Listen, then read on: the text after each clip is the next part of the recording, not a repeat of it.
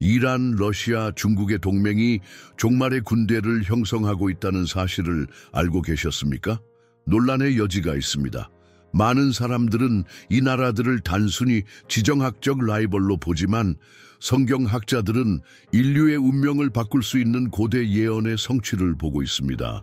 우리는 당신이 미래에 대해 생각하는 모든 것과 모순되는 놀라운 진실을 공개하려고 합니다. 그리고 가장 좋은 점은 당신이 발견하게 될 답은 당신의 호기심을 자극할 뿐만 아니라 당신의 영적 삶을 변화시킬 수 있는 긴박감을 가져다 줄 것이다. 앞으로 다가올 일은 여러분이 생각하는 것보다 더 영향력이 클 수 있으니 계속 지켜봐 주세요. 우리가 이란, 러시아, 중국 간의 관계에서 목격하고 있는 패러다임 변화는 단순히 전략적 동맹을 찾는 데 그치지 않습니다. 이것은 성경 예언에 대한 더 인상적인 비전과 함께 울려 퍼지는 지정학적 지형에 대한 상당한 업데이트입니다. 현재를 분석함으로써 우리는 생겨나고 계획적이며 결국에는 충돌하는 문명의 토대에 대한 천년왕국 버전과 유사점을 그릴 수 있다. 이 새로운 삼각형 안의 관점은 성찰의 공간, 정신적 측면의 구성 및 이러한 동맹에 의해 생성된 추가 함의의 가능성을 제공합니다. 우리는 국가들이 더 이상 물리적인 경계뿐만 아니라 종종 현대인의 눈을 벗어나는 심리적, 정신적 국경을 만드는 변혁의 세계를 보고 있습니다. 이 동맹이 예측 사건에 대한 우리의 이해에 어떤 영향을 미칠 수 있습니까? 이러한 4세계 장에서 출발하여 우리는 이란, 러시아, 중국이 단순히 정치적 환경에 반응하는 국가가 아니라 사실상 협상과 합의를 넘어 신비로운 묵인 속에서 성장하고 있다는 것을 깨닫게 될 것이다. 서구의 헤게모니의 위협을 느끼는 국가들은 서로 다를 뿐만 아니라 역전된 미래에 대한 비전을 공유하고 있다. 서구 열강들 사이의 상당한 경쟁 관계와 이 개인들의 슬픔은 요한계시록 11장 10절에서 예언의 목소리에서 구원받을 수 있어 기뻐하는 땅에 대해 말하는 것처럼 그들이 성경에서 무엇을 나타낼 수 있는지 검토하기에 특히 적합한 세련된 양심의 색인을 찾도록 이끌었습니다. 최소한의 상상으로 표현할 수 있는 이 틀에 대한 비참한 관찰은 내레이션의 눈으로 돌아가야 할 필요가 있는 성경의 냉담함과 본능적으로 대조를 이룹니다. 그러므로 그러한 세력들의 연합이 영적으로나 예언적으로 무엇을 의미할 수 있는지에 대한 더 깊은 이해를 적용할 필요가 있다. 구약 성경에서 에스겔은 이미 언약의 사건들이 깊은 영성에 기초한 정의롭고 제한된 전쟁의 필요성을 불러일으킬 수 있다고 지적했습니다. 오직 그분의 천년 왕국의 지혜를 통해서만 우리가 그분의 영향력을 존중하고 섭리의 끊임없는 필요성을 믿으면서 이 이야기를 계속할 수 있다는 것은 악명이 높습니다. 미래는 초월적인 차원에서 우연히 공명하는 새로운 인간 상호작용마다 빛과 어둠 사이에 영적 전투를 드러내고 메아리 속에서 우리는 신성한 체스게임의 절망과 무의식에 대한 계획이 펼쳐지는 것을 발견합니다. 이제 강화된 관계는 과잉의 고통에 적응하고 성장하면서 행동을 인식하는 데 잠재되어 있는 것보다 훨씬 더 원초적인 역사에서 비롯됩니다. 역사적으로 이와 같은 동맹은 거의 항상 참을성 없는 두려움과 우화적 건강이 선행되어 왔으며 이는 시간이나 공간의 사회적, 경제적 조건에 의해 생성된 압력 지점을 통해 유지될 수 있습니다. 교착 상태는 타고난 현상이며 단순한 우연의 일치로 치부할 수 없습니다. 그들은 초월성에 대한 집단적 욕구의 선구자인 경쟁적 분석을 필요로 한다. 시편 1뒤에 보고된 예언에서 이미 발견되는 영적 탐구를 불러일으키는 설득력 있는 예화로 그는 우리에게 어찌하여 열방과 민족들이 분노하여 헛된 일을 상상하는가? 라고 묻는다. 또한 위기의 시기에는 모순에 대한 성찰이 불기보다 훨씬 더 일반적입니다. 개인은 결국 희망을 잃게 될 수 있습니다. 따라서 이 세 강대국 간에 취해진 조치를 알기 위해서는 무엇이 선한지 더 깊이 들여다보고 이를 인간 애니메이션의 위대한 드라마와 그 교차로에 대한 질문으로 연결해야 합니다. 많은 사람들에 따르면 다니엘서는 이스라엘과 하나님의 메시지에 강력히 반대하는 이 나라들의 열망에 대한 묘사적인 비전을 우리에게 제시한다. 문맥을 벗어나거나 철자가 틀릴 수 있는 단어가 있는 것 같습니다. 전달하고 싶은 것을 더 명확하게 설명할 수 있습니까? 그래서 저는 원래의 임팩트를 유지하면서 문장을 다시 표현할 수 있습니다. 이러한 방해는 많은 사람들이 말하듯이 현실과 거리가 멉니다. 그러나 우리는 꽃가루를 그늘로 깨어난 자들의 합창으로 열심히 옮기고 있는가? 귀하의 문장에 변경되었을 가능성이 있거나 일반적인 맥락에서 해석하기 어려운 의미를 가진 단어가 포함된 일부 구절이 포함되어 있는 것 같습니다. 전달하고자 하는 핵심 아이디어를 명확히 해주실 수 있으신가요? 그래서 더 정확하게 표현하고 원하는 효과를 유지할 수 있습니다. 필요한 공간을 추적하고 영의 결정을 기다리고 여기에서 복잡성을 끝내고 키스 툰비 18의 책으로 깊어지는 것을 활용하십시오. 단순한 매체를 자주 흔들어 답을 설계하십시오. 그러므로 이 교차점은 지정학적 전략에 관한 것일 뿐만 아니라 세속적인 것과 영적인 것이 얽혀있는 단계이기도 합니다. 성경을 아는 사람들에게 이 대화는 전 세계에 있는 주님의 임재의 복잡성에 대한 기억을 불러일으킵니다. 분리주의는 심지어 믿음으로 절하는 모든 사람들에게 답을 보여주는 원칙을 인식하는 데 필요한 능력을 허용하며 단순한 기계공과 책략을 결합하는 달갑지 않은 복잡성을 문제화합니다. 더 나아가서 우리는 더 공헌된 교훈에 대해 선언하도록 이끌리지만 예언하는 드라마는 여전히 유형의 장벽을 극복합니다. 바라보며 에스겔의 집은 여전히 미개척 방식으로 제한된 나라의 시대에 메아리 칩니다. 궁극적으로 이 분석은 계속되어 묵시록의 보호 아래 운명을 형성한 최면의 수수께끼를 통해 우리를 안내하고 창조적 흐름과 영원한 미로로서 실존적 의미를 지닌 연결의 꽃과 교차점을 엮어냅니다. 그리고 시간에 따른 거래에서 덧없는 측정 연습에는 신비가 없는 것이 없습니다. 따라서 반복은 우리를 소환하는 시간 속에서 일시적인 것이 아니라 전령적 영적 강장제의 전략을 가정하고 유산 속에서 부르짖는 개인화를 얽히고 공기 중에 울려 퍼지는 고독 속에서 풍요로움의 메아리를 추출하는 살아있는 유산에 대한 기여 사이의 근사치의 그림자가 됩니다. 이런 식으로 모든 사람은 학습에 동등하게 소환되며 이는 까다로운 비전 영역과 얽혀 있으며 불굴의 사업의 변증법 속에서 희망과 대담함을 배양합니다.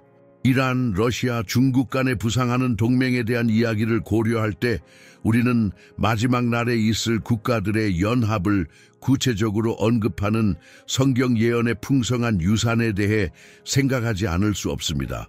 성경은 종종 그것들이 쓰여진 시대를 초월하는 환상과 경고로 가득 차 있으며 인간의 행동이 우리의 현재 이해를 훨씬 뛰어넘는 영적 영향을 미친다는 것을 암시합니다. 동방의 왕들을 위한 길을 예비하기 위해 유프라테스 강이 마르는 것을 언급하는 요한계시록 16장과 같은 구절을 검토하면서 우리는 이러한 예언들의 현대적 관련성을 숙고하게 됩니다. 이 분석을 통해 우리는 이 언약들이 어떻게 예언적 성취의 관점에서 문학적으로 그리고 역사적으로 중요한 것으로 드러나는지를 이해하기 시작할 수 있다. 고대에는 국가 간의 동맹이 일반적이었습니다.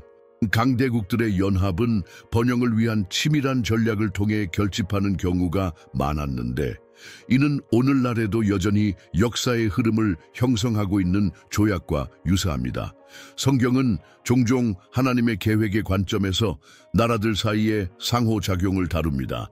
에스겔 38장에서 우리는 이스라엘을 공격하기 위해 형성될 연합군에 대한 분명한 언급을 발견할 수 있는데 그 연합군에는 종종 오늘날의 러시아를 가리키는 특징이 있는 북쪽 나라들이 포함되어 있습니다. 에스겔 39장은 이 연합군에 대한 묘사에 대한 후속 조치로 내가 다시 이스라엘의 많은 전리품을 가져오리라고 말합니다. 이것은 암흑의 순간이 지배하는 것처럼 보일 때조차도 회복의 약속이 있었다는 것을 이해하도록 이끕니다. 지역 및 협력 동맹의 현대적 사례는 과거의 상호작용이 오늘날에도 여전히 어떻게 반향을 일으키는지 관찰하도록 촉구합니다. 예를 들어 소련의 투쟁은 자원에서 비롯된 매우 건전한 군사력으로의 이데올로기적 침투를 표현하고 있으며 이는 중국과 이란과 함께 계속되고 있다. 이러한 역동성은 예언에 묘사된 움직임을 보여주며 지배적인 서구 도덕으로 간주되는 것에 대항하는 일반적인 봉기를 제안하는 인간 집단을 한데 모으는 것입니다.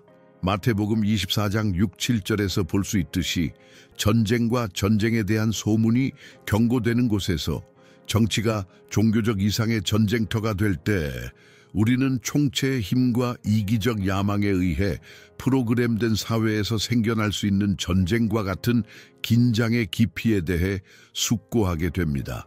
에스겔서와 요한계시록의 이 출현하는 새로운 세계 질서의 결말들이 집단적 인간 경험에 대한 직접적인 함의를 드러낸다는 것은 부인할 수 없는 사실이다. 우리의 행동과 방향을 형성하는 유대감을 다시 형성하는 이러한 동맹에 어떻게 대응해야 할까요?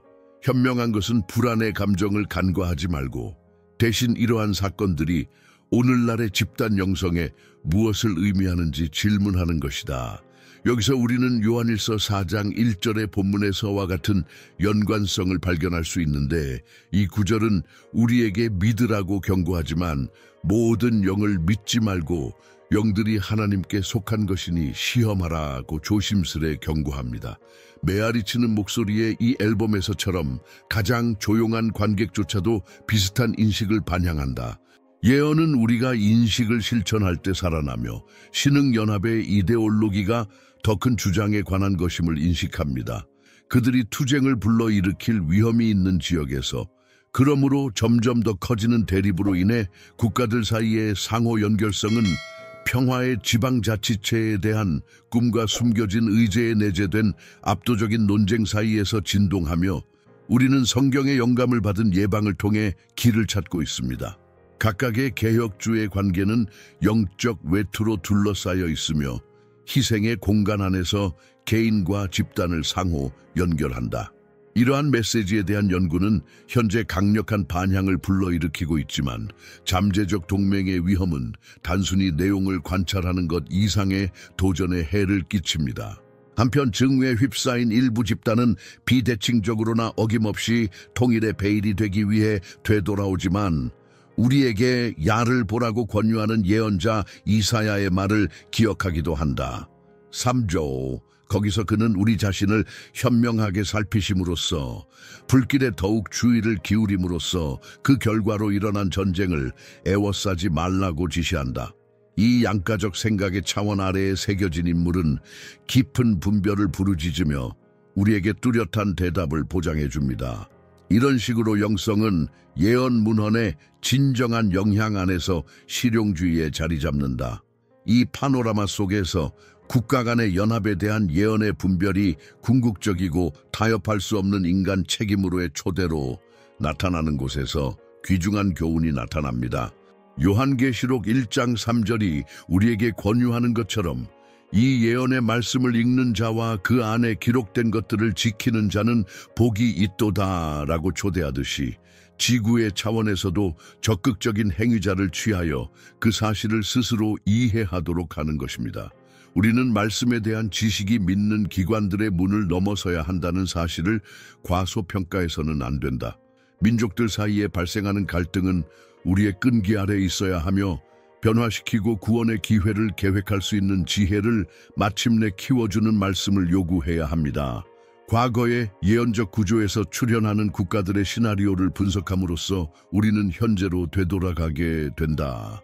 예언이 현대의 종교 동맹과 어떻게 얽혀 있는지에 대한 이러한 끊임없는 경계는 약속된 영적 갑옷을 입는 것이 시급하다는 것을 일깨워줍니다. 결국 우리가 이러한 맥락에 참여할 때 우리는 우리의 반응을 평가하고 비판적 성찰을 발전시킬 필요가 있다. 우리는 기술 관료들과 지도자들이 신성한 정의에 대한 우리의 직접적인 연결을 방해하도록 허용하고 있는가? 이 현실에 직면하여 우리는 어떻게 우리 자신을 위치시킬 수 있을까요? 잠언 29장 18절의 저자는 시력이 없는 곳에는 백성이 망하느니라 고 말한 것처럼 말하고자 합니다.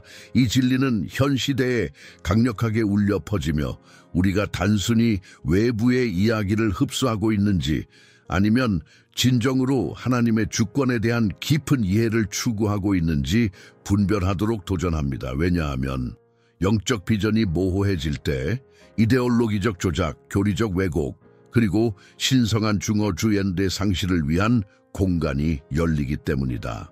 이러한 역동성은 이상과 이데올로기를 유지하거나 최소화하기를 희망할 뿐만 아니라 역동적인 맥락에서 생생한 엿보기를 내면화하기 위해 지도자와 그들의 계획과 관련하여 기도하라는 부름이 압도적인 움직임 속에서 온 우주가 숨쉬는 편지의 강인함과 용기를 위해 사자의 원칙에 참여한 모범 그리스도인의 삶에서 우세해야 한다고 믿습니다. 우리는 전례 없는 시대에 살고 있으며 가장자리에 숨겨진 메시지를 메아리치고 종종 단호하거나 미시한 프타파르투스 방식으로 가져오는 동요의 한가운데에 살고 있습니다. 상황은 그를 불관용과 미래라는 내적 문제로 이끌며 이는 이해의 부족으로 해결된다. 우리가 무장한 가연성 물질 속에서 계속 살아가는 것은 피와 공포의 실천을 통해서이며 분리가 있는 곳에 흩어져 있는 메시지로서가 아니라 해석학적으로 직면해야 할 이 끈질긴 내재적 미래 속에서 통합이 이루어진다. 부록이 현재와 같은 시대에 더 강력한 일체감을 추구하는 동기로 계속 관찰한다고 가정해 봅시다.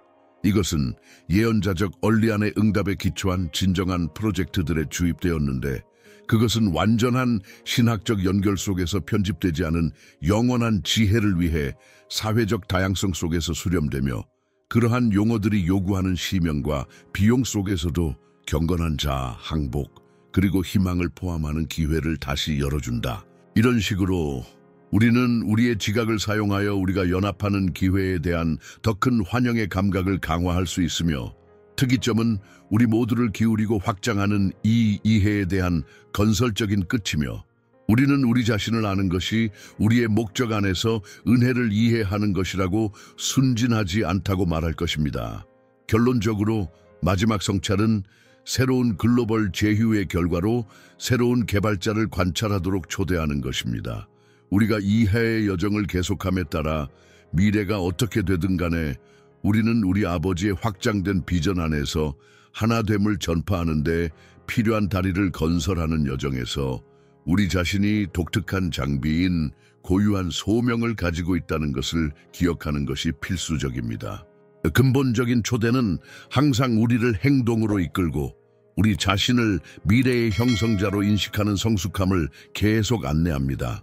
이 온전한 움직임은 우리의 정서적 안정감과 우리가 함께 진화해 나간다는 싹이 트고 예언적인 비전을 통해 우리를 성경의 기록과 연결시키는 의미를 찾는 것 사이에 적절해야 한다. 우리는 전통적으로 이란을 세계 무대에서 고립된 플레이어로 안았지만 성경 예언의 맥락에서 최근의 사건들과 그 능력을 검토할 때 우리의 관심을 끌만한 심오한 뉘앙스가 드러납니다. 역사적으로 페르시아로 알려진 이 나라의 역할을 이해하는 것은 인간의 과정이 종종 명확성을 결여할 때조차도 논리를 따르는 것처럼 보이는 보편적 계획의 중요한 층위를 밝히는 데 도움이 됩니다. 이란은 다른 강대국들과의 연결고리와 이스라엘과의 경쟁의 역사와 함께 성경에서 언급된 마지막 대결의 상징이 됩니다. 전쟁 속에서 울부짖는 신자의 악화된 환각의 중심에서 우리는 인간의 역동성에 반영된 신성한 존재를 느낀다. 우리는 구약 성경에서 이란이 예언에 언급되어 있으며 직간접적으로 다양한 이야기에 대한 기여가 두드러진다는 것을 알고 있습니다. 다니엘 8장 20-21절에서 우리는 메디아 페르시아 제국의 문자 그대로의 힘의 차원에 대한 명확한 묘사를 발견할 수 있는데 이는 훗날 현재의 형태로 존재하게 될 건축물의 건축에 대한 전조가 되었다. 이러한 일가움은 이란과 그 이웃 국가들 사이에 복잡한 정치적 긴장의 그물이 우리 시대의 뚜렷한 징후로 부상함에 따라 역사적 패턴이 어떻게 종말의 예언적 사건과 얽히고 정렬될 수 있는지 성찰하도록 이끕니다. 현대 이란을 시각화한 내러티브는 전쟁터를 벗어납니다. 이스라엘과 그들의 분쟁은 단순한 거래가 아니라 종말론적 환상을 불러일으키는 복잡하고 역동적인 현상으로 드러난다. 테헤란에 점증하는 적대감, 특히 이스라엘에 대한 구두 공격과 헤즈볼라와 같은 단체에 대한 지원을 성찰함으로써 우리는 예언의 시간이 끝나갈 무렵에 나타나는 패턴을 식별할 수 있다. 사도 바울 자신도 에베소서 6장 12절에서 우리의 싸움은 혈과 육에 대한 것이 아니요 권세와 권세, 곧 이 흑암의 세상 주관자들에게 속한 것이니라고 경고했습니다. 우리는 우리 시대의 미묘한 차이를 보는 것보다 훨씬 더 많은 것이 공감할 수 있는 방식으로 일어나고 있으며 전제적인 지도자들의 행동은 많은 영혼의 전투가 번역되는 초월적인 영적 투쟁의 결과라고 결론지었다. 가장 흥미로운 성찰 중 하나는 이란이 취한 모든 조치와 이란의 군사적, 외교적 행동으로 영향을 받은 사람들에게 미치는 영향을 인정하는 것입니다. 더 높은 힘이 정서적으로 공모하는 이데올로기적 분위기, 과거를 우리 주변에서 계속 반향하는 영성과 연결합니다. 에스겔서의 소란스러운 부분들은 뭇 백성들이 일어나고 나의 영이 이 땅에 있으리라는 말씀을 분명히 반영하고 있습니다.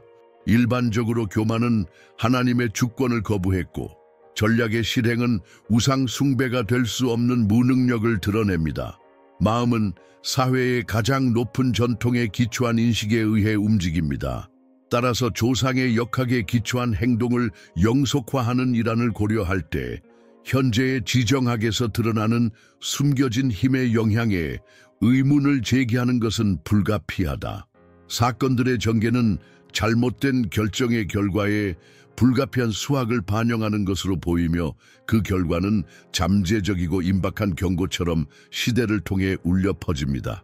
우리는 주술적 합의에 몰두한 채 앞으로 나아가며 그 결말은 기저에 깔려있는 영적 힘의 진정한 본질을 드러냄으로써 다양한 배경을 가진 종교 지도자들 사이의 동맹을 위한 길을 닦는다. 한편 우리가 대화에서 배양하는 패턴은 가정에서 전하든 지역사회에서 전하든 구체적인 현실로 변화합니다.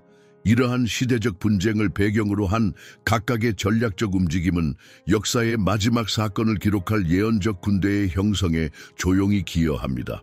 우리가 변화하는 사회 구조 속에서 일상의 대화에 이러한 의미를 통합함에 따라 목적에 대한 인식은 역사적으로 심오한 복잡성의 과정에 의해 형성된 비판적 수준으로 확장된다. 팔레스타인 운동에 대한 이란의 지속적인 지원과 같은 현대의 사례는 이러한 역동성을 보여주는데 많은 전략가들은 이를 지정학적 문제일 뿐만 아니라 뿌리 깊은 문화적, 이데올로기적 갈등의 반영으로 해석한다. 원칙을 강화하기 위한 이러한 정렬은 기독교 신앙이 현 시대의 압력에 직면하여 스스로를 강화하도록 부름받는 시나리오를 암시하며 이러한 맥락에서 역사 전반에 걸쳐 울려 퍼지는 예언적 경고를 기억하는 것이 필수적이 됩니다.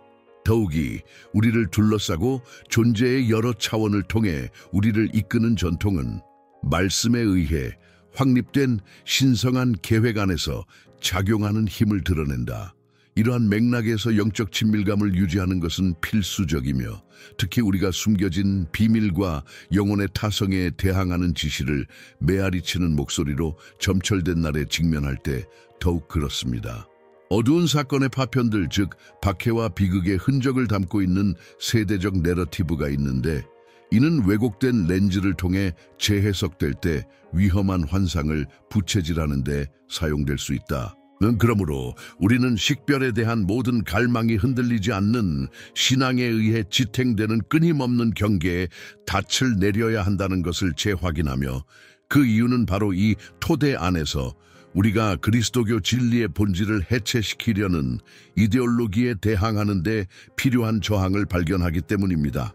그러므로 영원한 맥락과 순환 속에서의 의식은 우리 남성과 여성이 유효한 사분면으로서의 자유에 대해 열정을 갖도록 영감을 줍니다.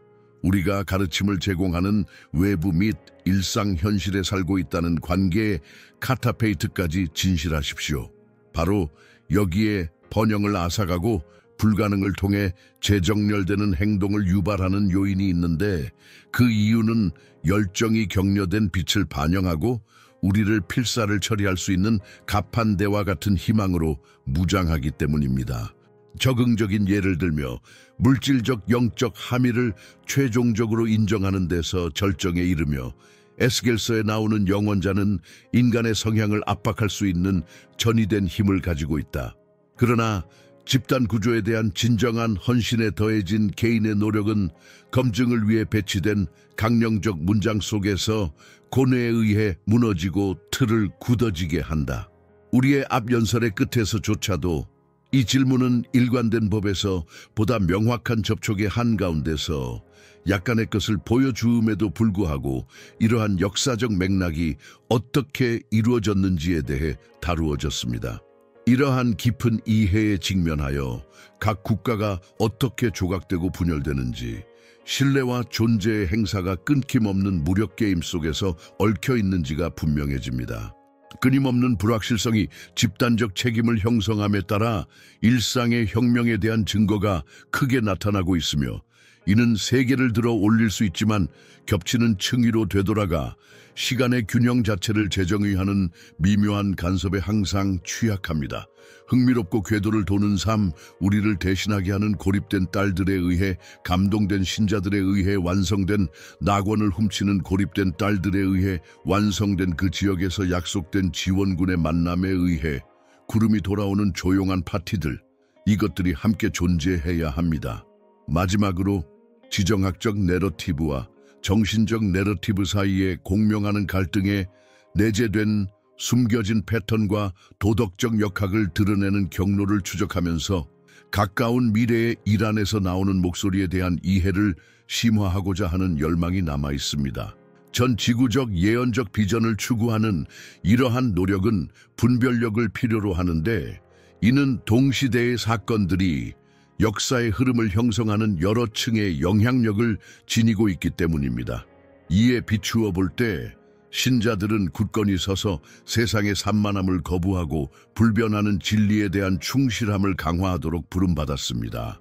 이 준비의 긴급성은 예언의 목소리가 틀림없이 드러나게 될 시나리오에 시간의 흔적이 수렴됨에 따라 분명해집니다. 현재 얽히고 설킨 세계 지정학 속에서 러시아는 에스겔의 고대 예언, 특히 마지막 날의 국가 동맹에 대해 말하는 예언을 반영하는 중심 인물로 부상하고 있습니다. 에스겔서, 특히 38장과 39장에는 이스라엘에 도전하기 위해 봉기한 민족들의 연합군에 관한 생생한 이야기가 나오는데, 마곡 땅의 곡은 종종 러시아의 힘의 상징으로 해석된다. 이러한 예언적 명칭 이면에는 권력, 적대감, 신의 개입이라는 주제가 담겨 있으며, 이는 현대 무대에서 러시아의 역할을 이해하는 데 필요한 관점을 제공한다.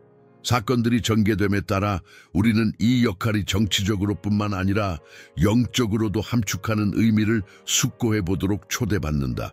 역사적으로 러시아는 항상 동양의 예언의 집에서 중요한 존재감을 가지고 있었으며, 현대에 이르러 러시아가 진화하는 과정은 단순한 지정학적 동기를 초월하는 복잡성을 반영합니다.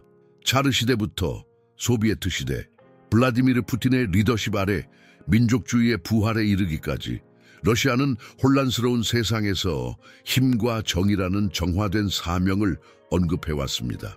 이러한 일방적인 태도는 디모데후서 3장 1절에서 마지막 날에 위험한 때가 올 것이라고 말한 바울의 경고를 반영합니다. 이 베일 아라에서 러시아는 매우 영적인 가족 이야기의 주인공 중 하나로 볼 수 있습니다. 게다가 종종 개입주의로 해석되는 러시아의 전술은 이스라엘에 대한 적대감을 말하는 성경 구절에서 에코를 직접 발견할 수 있는데, 이는 압도적인 군대가 모이는 시대의 번역가이다. 이 이야기는 모든 형태의 정의와 번영에 반대하는 곡의 접근 방식에서 격렬하고 결정적인 바람의 이미지를 제공하며, 사람들은 넓은 신념을 가지고 있고 앞으로도 그렇게 할 것입니다. 이 현상은 에스겔 38장 8절에서 네가 칼에서 건져낸 백성과 안전하게 거하는 자들을 대적하여 일어나리라고 언급되어 있습니다. 이 개념은 침투 측면에서 일상적으로 만들어진 표면적인 문제를 잊어버리는 대표 그룹에 의해 이미 시도되었습니다. 이 역동성을 숙고할 때 우리는 침략과 저항의 개념이 물리적일 뿐만 아니라 정신적이라는 것을 알게 된다. 영토를 둘러싼 분쟁처럼 보일지 모르지만 사실은 정의를 위한 더 숭고한 투쟁이다. 믿는 자들에게 이 영적 전쟁은 바울이 에베소서 6장 12절에서 묘사한 바와 같습니다. 우리의 싸움은 혈과 육에 대한 것이 아니요 이 흑암의 세상의 권세와 권세에 대한 것이니라. 러시아를 지배자로 간주하기 위해서는 단순한 군사적 태도보다 더 깊은 구조가 포함되어야 한다. 그것은 예언적 시대에 적대적인 세력들의 대결을 드러내는 깊은 정신의 힘을 불러일으켜야 한다. 더욱이 러시아의 움직임에 대한 서방의 반응은 반사적 기대에 불과하다. 종종 이러한 기대는 불안을 초래합니다. 그러나 우리의 믿음을 의심하도록 말씀이 우리에게 가르치는 것을 분석해 보는 것은 결코 자기 만족에 빠져서는 안 된다. 세계 열강들의 모든 욕망이 신의 계획을 우회할 수 있다는 타성은 우리를 시민 행동의 동기부여에 있는 특정한 생명력으로 이끈다. 충동적이고 통제되지 않는 방식으로 맺어진 동맹은 서로 다른 현실에 기초한 지침을 받아들이고 있으며 본질적으로 어두운 층을 숨기는 투명성 담론을 유지하며 신앙을 가진 남녀의 끊임없는 경계가 필요합니다. 이런 의미에서 러시아의 역할은 대결의 서사라기보다는 자기 성찰로의 초대로 볼 수 있다. 국가적 이해관계와 정신적 이해관계가 충돌하는 것처럼 보이는 세상에서 개인으로서 우리는 어떻게 생산적으로 상호작용할 수 있을까요? 성경의 지혜는 잠언 27:7이 구하의 행위의 중요성에 대해 가르쳐 주기 때문에 우리를 공명하는 효과로 살 수 있게 해주는 연결을 간과해서는 안 된다고 제안합니다. 그러므로 차이를 존중하는 맥락에서 드러나는 비판이 되는 자극에 직면하여 어디에서 일해야 하는가 더 깊이 파고들면 다음과 같은 불안감이 생긴다. 어떻게 한 나라가 예언적 원칙의 촘촘한 메아리를 역사 속에 담아 세계 무대에 자신의 영향력을 투사할 수 있는가? 신앙의 반응은 종종 숨겨진 도전, 즉 끊임없는 경계, 영적 분별력, 겉모습 너머를 탐구하려는 의지를 필요로 하는 조심스럽게 세워진 구조물과 얽혀 있습니다. 진리는 필연적으로 우리 시대의 영적 풍경을 형성하는 문화적 압력에 대한 살아있는 증거로 나타날 것입니다. 이러한 맥락에서 갈라디아서 6장 9절은 선을 행하는 데에 지치지 말지니 낙심하지 아니하면 때가 이르면 거두리라는 말로 상기시켜주는 필수적인 의미로 울려 퍼집니다. 혼돈과 분노로 얼룩진 세상 한가운데서 이 약속은 즉 선에 대한 인내가 어둠에 저항할 뿐만 아니라 하나님께서 정하신 때에 꽃을 피운다는 확신이 됩니다. 여러 세대에 걸쳐 울려 퍼지는 예언자의 목소리의 연속성은 과거와 미래 사이의 역동적인 연결을 확립하고 신앙의 원칙들이 깊은 불안의 시대에 직면할 때 강화되는 징조를 공고히 합니다. 역사는 이러한 순환을 보여주는 선례를 우리에게 제공한다. 이스라엘에 대항하여 일어난 열방들은 물리적 전투든 영적 전쟁이든 피할 수 없는 전개의 증인이 되었고 각 갈등은 우리 앞에 펼쳐진 예언적 이야기의 한 장이 되었다. 전략적 움직임, 동맹, 정치적 결정은 오랜 분쟁의 메아리를 반영하여 이제 현대적인 시각으로 재해석되는 패턴이 반복됩니다. 한편 회의와 조약이 역사의 흐름을 형성하려는 시도로 등장하지만 예언적 진리는 흔들리지 않는다. 지금 이 순간 우리는 전 지구적 힘이 표현되는 시나리오 앞에 서 있지만 언제나 그렇듯이 최종 결과를 결정하는 것은 하나님의 말씀이 될 것입니다.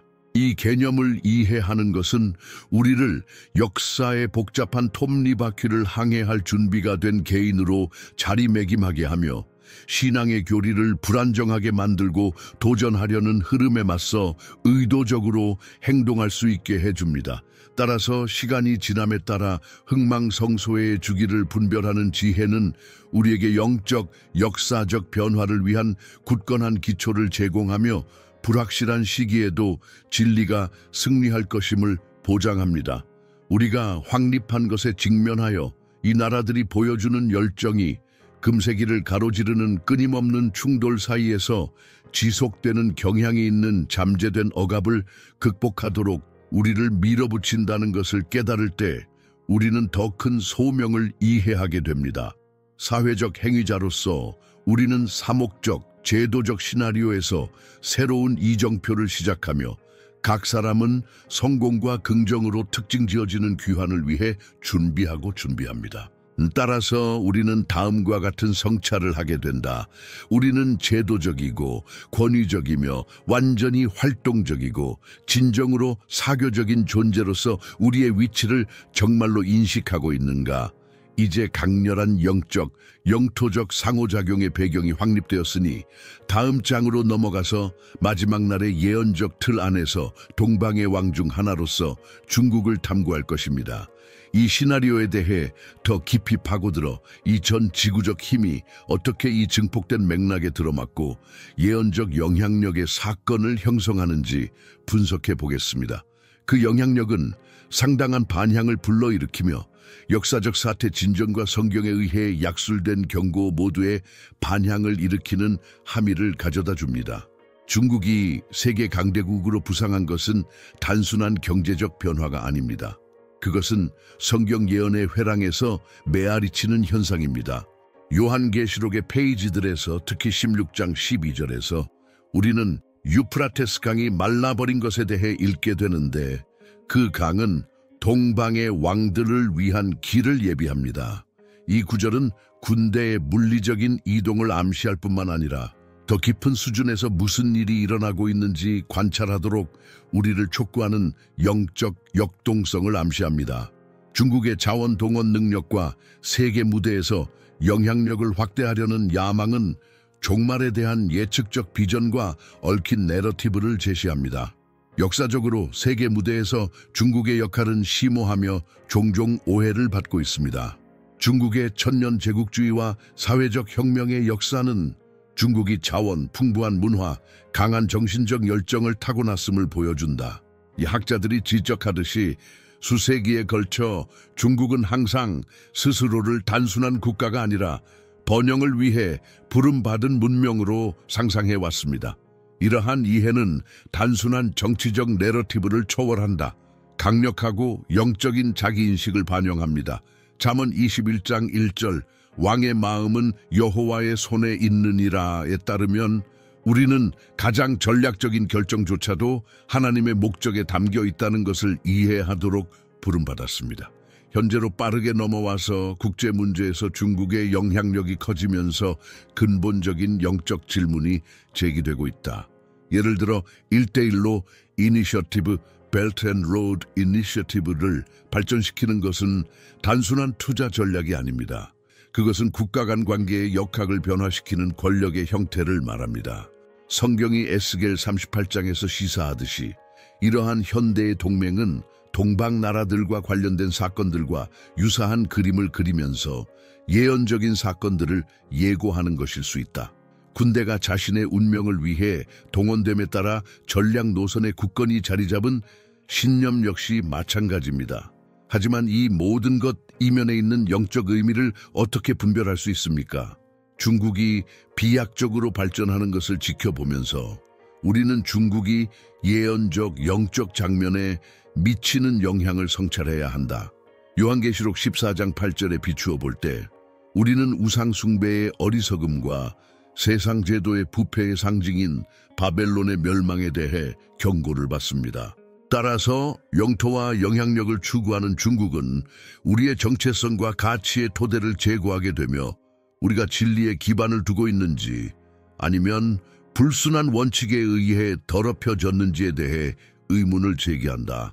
전 세계적 지역적 차원에서 내려지는 모든 결정은 우리가 피하거나 받아들이고 싶은 것뿐만 아니라 다가오는 심판의 때를 위한 우리의 준비 수준과 관련해서도 분별력을 가지고 분석되어야 합니다.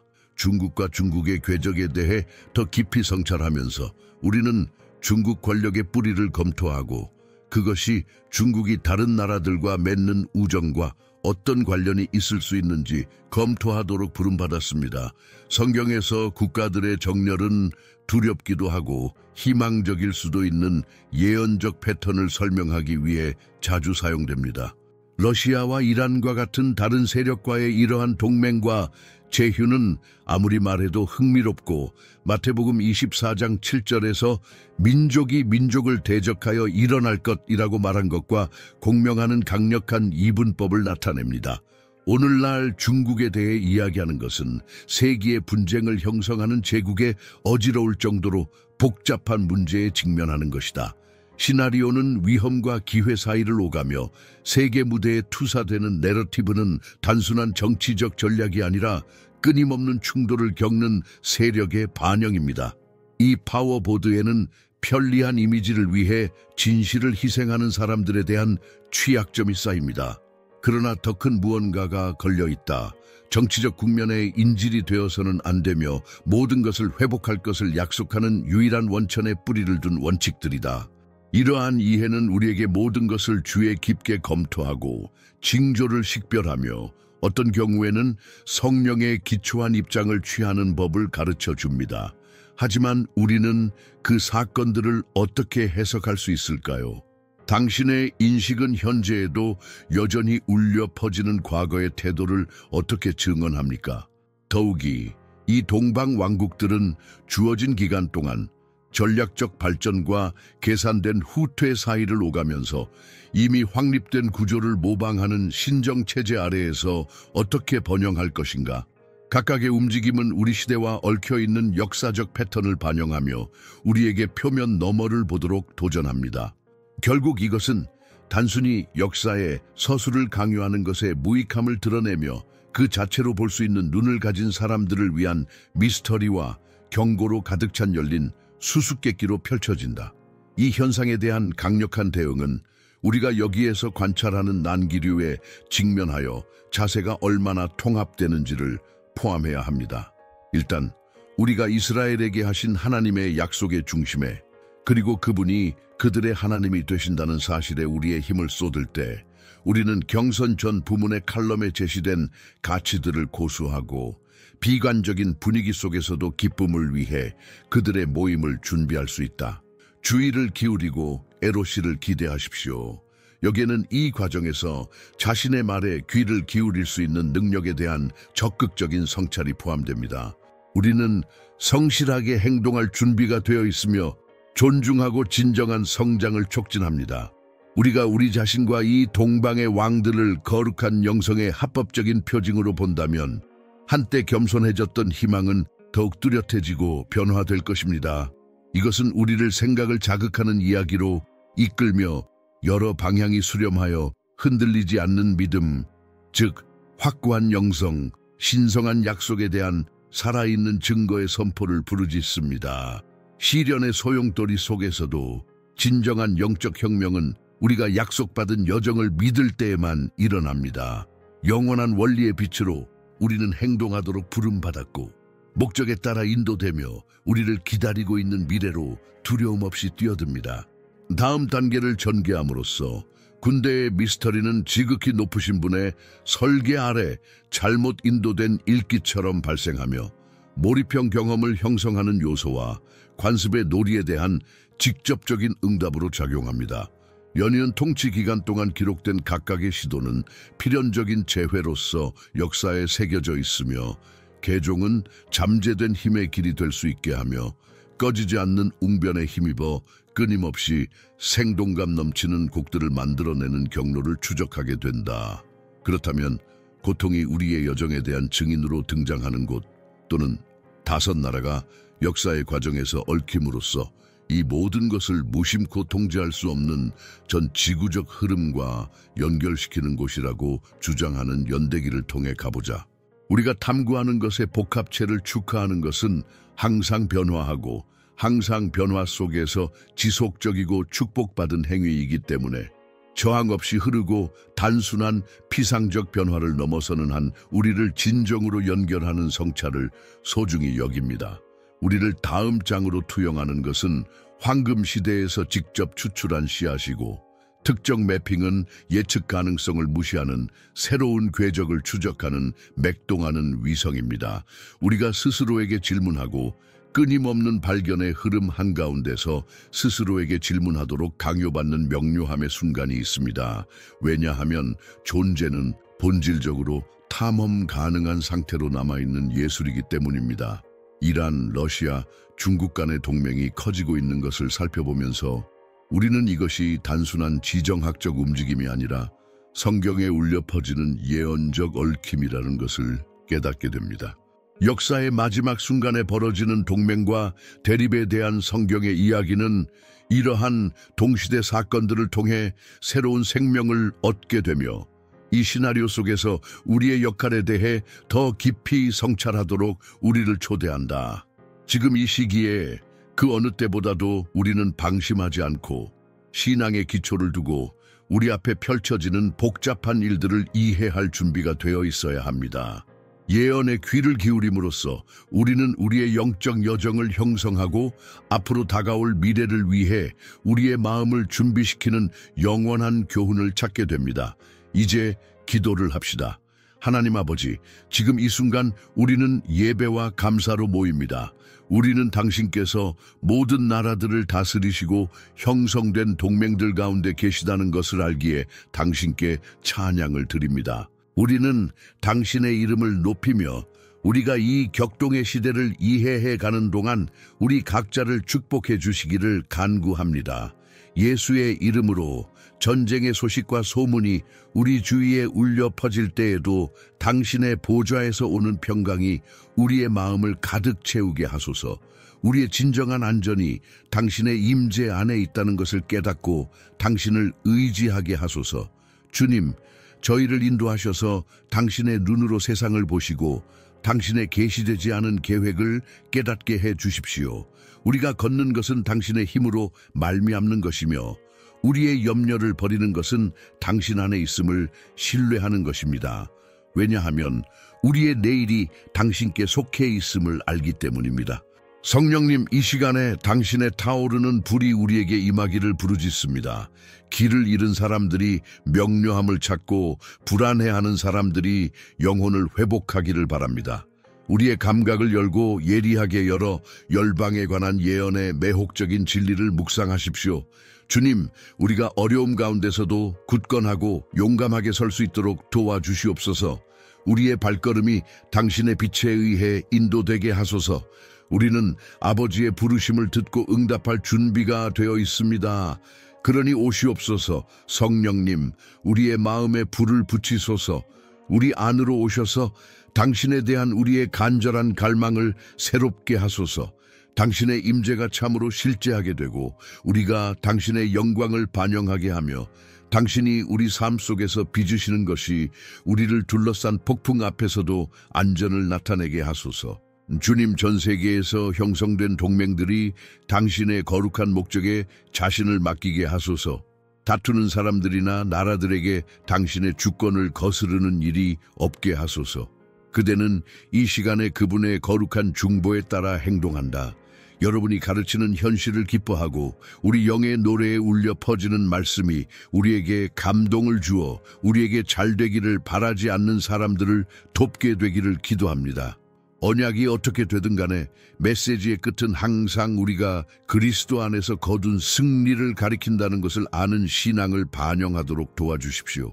바로 여기 오늘 우리는 세상에서 형성된 권세가 우리 안에 거하는 힘보다 크지 않다는 것과 당신에게서 오지 않는 것은 문을 열고 닫을 수 있는 왕국의 열쇠를 우리에게 받았다고 말하고 선포합니다.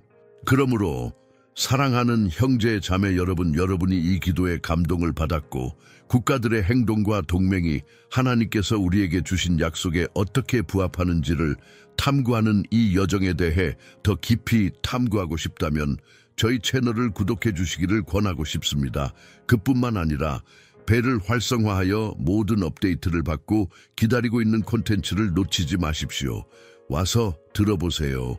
우리는 용기와 굳건한 신앙으로 이 생의 도전과 기쁨을 헤쳐나갈 수 있으며 주님께서 세상 끝날까지 우리와 함께 하신다는 것을 항상 믿을 수 있습니다.